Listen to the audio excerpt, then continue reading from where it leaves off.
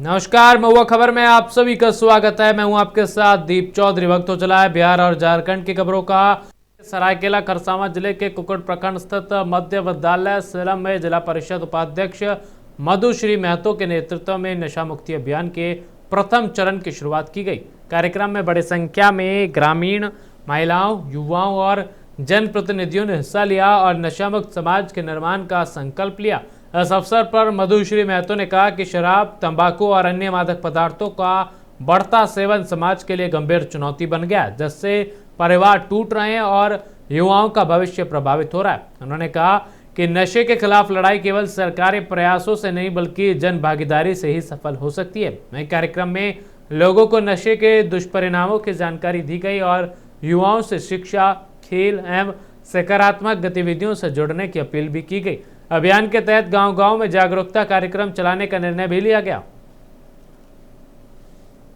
प्रखंड अंतर्गत इधर 4 पंचायत के जो नशा मुक्त अभियान चलाया गया और इसमें हम लोग सीरूम मिडिल स्कूल में बैठक रखा गया था और ये बैठक में बीपीएम साहब, हम लोग का सीसी, जितने JSLPS के चारों पंचायत के दीदी लोग सभी भाग लिए थे। प्रखंड अंतर्गत इधर 4 पंचायत के जो नशा मुक्त अभियान चलाया गया और इसमें हम लोग सीरूम मिडिल स्कूल में बैठक रखा गया था और ये बैठक में बीपीएम साहब, हम लोग का सीसी, जितने JSLPS के चारों पंचायत के दीदी लोग। बढ़ते आगे, भोजपुर जिले के आरा शहर में गुरुवार देर रात अपराधियों ने एक युवक की गोली मारकर हत्या कर दी। वारदात टाउन थाना क्षेत्र के दरहरा पुलिस पल पर हुई, जहां हथियारबंद बदमाशों ने 28 वर्षीय चंदन यादव को बेहद करीब से पेट के दाहिने हिस्से में गोली मार दी। गोली लगते ही वह गंभीर रूप से घायल होकर सड़क पर गिर पड़ा। स्थानीय लोगों ने तत्काल उसे इलाज के लिए सदर अस्पताल पहुंचाने का प्रयास किया, लेकिन रास्ते में ही उसकी मौत हो गई। मृतक की पहचान नवादा थाना क्षेत्र के श्रीटोला वार्ड संख्या 36 निवासी विजय यादव के पुत्र चंदन यादव के रूप में हुई है। वह पेशे से मजदूर था। घटना की सूचना मिलते ही टाउन थाना पुलिस मौके पर पहुंची और जांच शुरू कर दी है।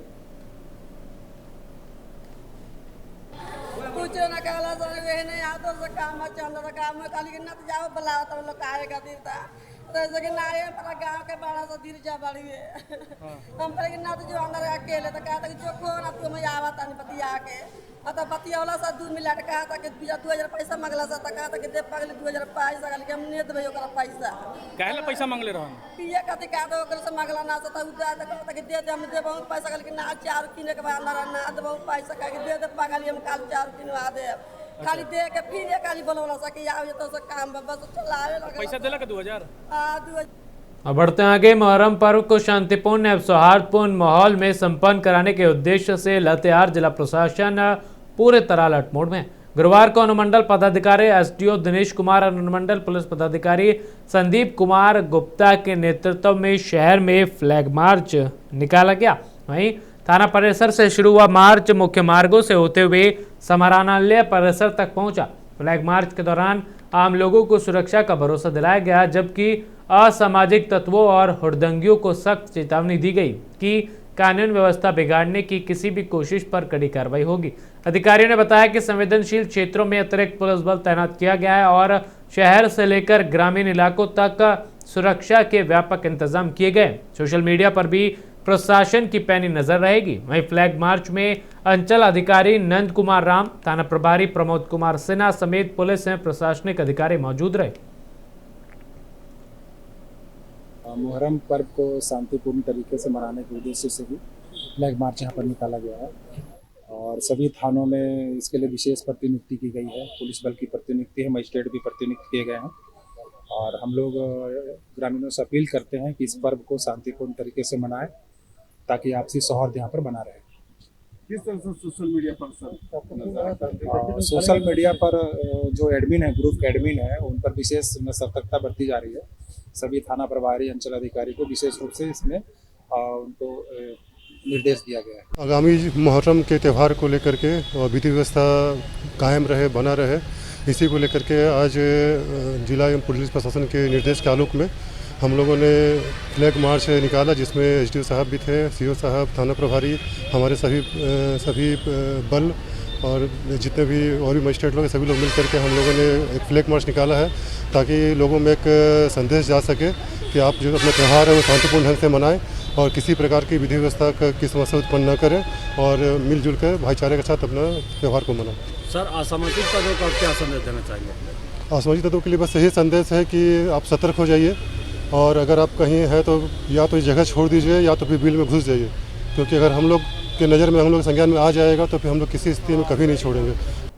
अब बढ़ते आगे। IIT ISS धनबाद ने कौशल विकास और रोजगार को बढ़ावा देने की दिशा में एक और महत्वपूर्ण पहल करते हुए सहायक खान सर्वेक्षक प्रशिक्षण कार्यक्रम के सफल प्रतिभागियों को स्किल सर्टिफिकेट प्रदान किए। गुरुवार को संस्थान के I2H भवन स्थित सेमिनार हॉल में आयोजित समारोह में 90 प्रशिक्षुओं का कौशल प्रमाण पत्र दिए गए, जबकि 30 प्रतिभागियों का कैंपस प्लेसमेंट भी किया गया।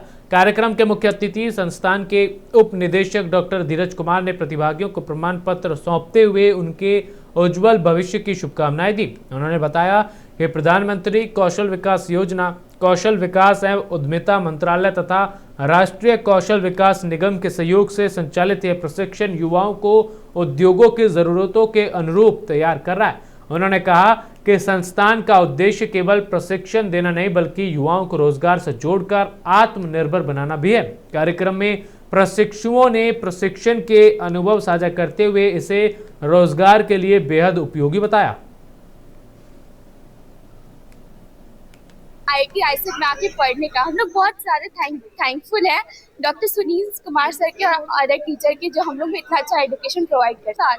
तो हम लोग कोलकाता जाएंगे, अभी हम लोग ये कोलकाता में जेप्टो में अभी हम लोग करेंगे, फिर उसके बाद ये डिग्री को हम लोग और जगह यूज करेंगे। यूजफुल मानते हैं आप? बहुत ज्यादा यूजफुल, क्योंकि IIT ISM का है तो यूजफुल तो ऑफकोर्स होगा ही। असिस्टेंट माइन सर्वेयर का ये 3 महीने का प्रोग्राम हम लोगों ने बड़ी सफलतापूर्वक आज संपन्न किया है। प्रधानमंत्री कौशल विकास योजना 4.0 के तहत ये प्रोग्राम हमने चालू किया था और IIT ISM धनबाद एक नोडल इंस्टीट्यूशन के रूप में हमने इसका प्रधानमंत्री कौशल विकास योजना के तहत रजिस्टर कराया था। और हमारी जो मंत्रालय है, मिनिस्ट्री ऑफ एजुकेशन, उनकी तरफ से डायरेक्शन आया था कि आप तो इंजीनियर को पढ़ा ही रहे हो, पोस्ट ग्रेजुएट करा ही रहे हो, बट अपने समाज के आसपास जो 12th पास आउट बच्चे हैं, जो ITI पास आउट बच्चे हैं, उनके लिए कुछ ऐसा कोर्स करो जिसके तहत उनको कुछ नौकरी मिलने की संभावना हो जाए। तो हमने देखा कि माइन सर्वेइंग एक ऐसा प्रोफेशन है। बढ़ते आगे। पश्चिमी सिंहभूम जिले में 108 एम्बुलेंस सेवा के चालक गुरुवार को मानदेय भुगतान नहीं मिलने के विरोध में हड़ताल पर चले गए। 108 एम्बुलेंस कर्मचारी संघ के बैनर तले सभी चालक सिविल सर्जन कार्यालय के पास इकट्ठे हुए और जोरदार नारेबाजी की।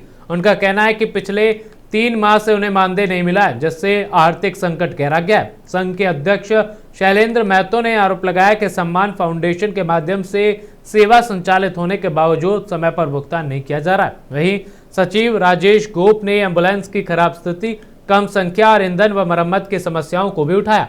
चालकों ने कहा कि वे मरीजों को समय पर अस्पताल पहुंचाना चाहते हैं, लेकिन व्यवस्था की खामियों से बाधाएं आ रही हैं। हड़ताल में 30 से अधिक चालक शामिल हैं। कर्मचारियों ने चेतावनी दी है कि जब तक बकाया मानदेय का भुगतान नहीं होता, आंदोलन जारी रहेगा।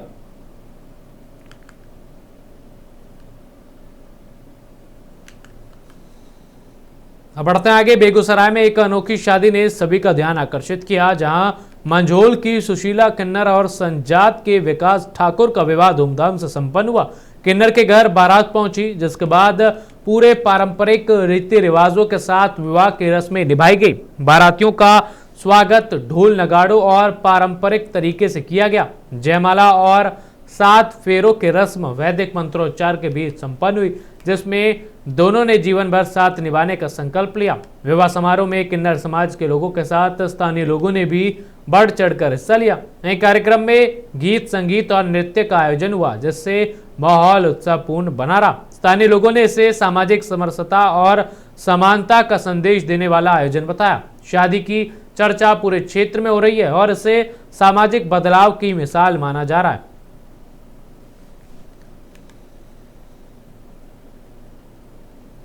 अब बढ़ते हैं आगे। सरायकेला खरसावां जिले के RIT थाना क्षेत्र स्थित बोल बम पेट्रोलियम प्रोडक्ट कंपनी के गेट के बाहर गुरुवार को जमशेदपुर के बागबेड़ा निवासी 32 वर्षीय साजू केशरी का शव रखकर परिजनों और ग्रामीणों ने धरना दिया। साजू की गुजरात के सूरत में संदिग्ध परिस्थितियों में मौत हुई थी। वहीं परिजनों का आरोप है कि वह JK पेट्रोलियम कंपनी में कार्यरत था और उसे बोल बम पेट्रोलियम के माध्यम से काम पर भेजा गया था, जहां 22 जून की रात उसका शव कंपनी कार्टर में फांसी के फंदे से लटका मिला। परिजन इसे आत्महत्या नहीं बल्कि संदिग्ध मौत बताते हुए निष्पक्ष जांच की मांग कर रहे हैं। प्रदर्शनकारियों ने मृतक के परिवार को उचित मुआवजा और परिवार के एक सदस्य को स्थायी नौकरी देने की मांग भी की है। 23 तारीख को हुआ था, हम लोग 24 तारीख को यहाँ बैठे थे। सुबह हम लोग बैठे तो आए उनके ऑनर का कहना था कि दाह संस्कार वहीं कर दीजिए, वहाँ जो स्टाफ है वो दाह संस्कार वहीं कर दीजिए। मतलब काफ़ी दबाव के बाद एम्बुलेंस अरेंजमेंट किए किस तरह से मान के चले बॉडी आ भी गया, तो बॉडी आ गया तो और भी तो काम है इनका, भाई वो कमाऊ था, तो उसके आगे का क्या है नहीं है। एक बैठक होना चाहिए था, मानवता के नाते बैठ के बात करते कि ठीक है आज नहीं कल बात करते हैं अपना। ये एक मानवता के मतलब ये सिर्फ मतलब पैसा और इनकम उन्हीं से मतलब है, एक जो रिश्ता होता है एक। बढ़ते हैं आगे। उपायुक्त दलेश्वर महतो की अध्यक्षता में जिला पर्यटन संवर्धन समिति की विशेष बैठक आयोजित हुई, जिसमें जिले के पर्यटन स्थलों के विकास एवं उन्नयन को लेकर कई अहम निर्णय लिए गए। बैठक में सर्व समिति से सारू पहाड़ सर्जना पूजा स्थल को पर्यटन स्थलों की सूची में शामिल करने का निर्णय लिया गया। इसके साथ ही आजन धाम और नवरत्नगढ़ किला को श्रेणी B से A में तथा बाग मुंडा श्रेणी में रखा गया।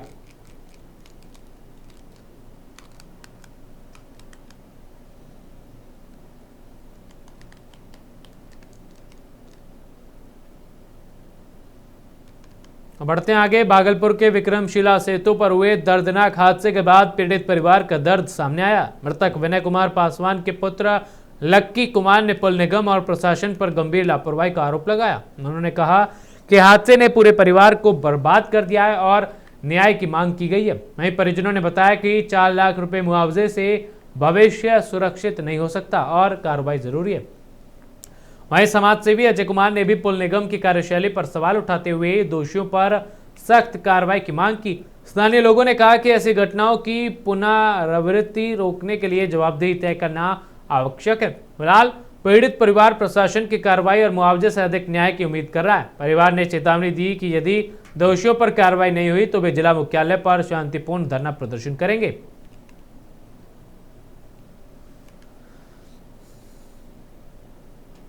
और अब खबर भागलपुर से, जहां मोहर्रम पर्व को शांतिपूर्ण, सुरक्षित और सौहार्दपूर्ण वातावरण में संपन्न कराने के लिए जिला प्रशासन पूरी तरह अलर्ट मोड में है। नए जिलाधिकारी और वरीय पुलिस अधीक्षक ने सराय किला घाट, तातरपुर चौक, शाहजंगी समेत विभिन्न ताजिया जुलूस मार्गों और अखाड़ों स्थलों का संयुक्त निरीक्षण किया। निरीक्षण के दौरान सुरक्षा व्यवस्था, यातायात प्रबंधन, बैरिकेडिंग, प्रकाश व्यवस्था और साफ सफाई की विस्तृत समीक्षा की गई। देखिए, मैं और हमारे जिला पदाधिकारी महोदया और हमारी पूरी टीम में SDM साहब है, SDPO साहब है और अन्य हमारे ऑफिसर्स हैं। हम लोग यहाँ पे ट्रैफिक से रिलेटेड और बैरिकेडिंग हुई है कि नहीं हुई है और साफ सफाई और भी जो व्यवस्था है जो अच्छे से इस पर्व को संपन्न कराने के लिए जरूरी चीज़ें हैं उसको आज मुआयना करने के लिए आए हैं। तो चीज़ें लगभग चुस्त दुरुस्त है। छोटी मोटी अगर जो कमियां हैं उसके लिए भी हम लोग संबंधित विभाग को निर्देशित कर दिया गया है। तो ओवरऑल सारी चीज़ें ठीक है। हमारा फोर्स का डिप्यूटेशन भी हो रहा है पर्याप्त संख्या में, QRT भी रहेगी और हर महत्वपूर्ण जगह पे एक DSP की तैनाती की जा रही है। और इसके अतिरिक्त हमारे सर्किल इंस्पेक्टर, अदर जो हमारे इंस्पेक्टर हैं वो भी QRT के साथ अलग अलग क्षेत्रों में भ्रमणशील रहेंगे। इस तरीके से हम लोग इस पर्व को संपन्न कराने के लिए पूरी तरीके से देखिए। चलिए, तो फिलहाल इस बुलेटिन में बस इतना ही। देश और दुनिया की तमाम ऐसी खबरें जानने के लिए देखते रहे महुआ खबर। धन्यवाद।